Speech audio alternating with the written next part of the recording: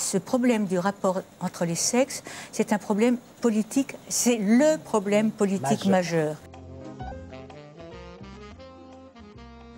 Ce rapport-là, inégalitaire, il est universel et qu'il a été créé à l'aube des temps.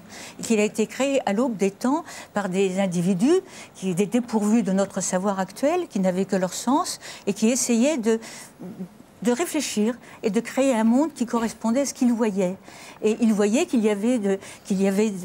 tout le vivant était partagé entre deux sexes. Ils voyaient surtout quelque chose d'infiniment incompréhensible et qui restait incompréhensible jusqu'à la fin du XVIIIe siècle, c'est que les femmes faisaient les enfants des deux sexes et que les hommes, eux, ne faisaient pas leurs fils, ne faisaient pas d'enfants et ne faisaient pas leurs fils. Et le problème était, à quoi servaient-ils les mâles, si c'était les femmes avaient le pouvoir de le faire comme ça? Eh bien, la réponse, elle a été...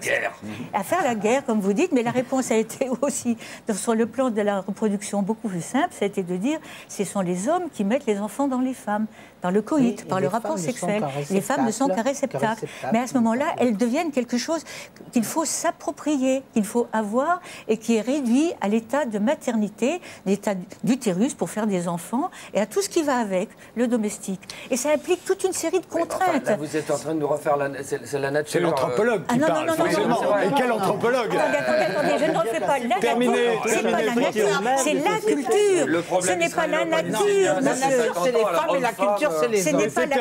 Ce n'est pas la nature, parce que c'est pas la nature qui dit que les femmes sont inférieures. C'est la culture. C'est ce qui s'est ensuivi de ces séries de réflexions et qui ont contraint les femmes en les privant de disposer de leur corps, en les privant de l'accès au savoir et en les privant toujours chez nous de l'accès au pouvoir, et en accompagnant tout cela d'une situation qui est celle du mépris, de la condescendance, etc., eh bien, et que l'on voit à tous les coins de rue. Il suffit d'ouvrir les yeux simplement sur ce qui se passe dans la rue, les affiches et le reste, et les discours qui sont tenus.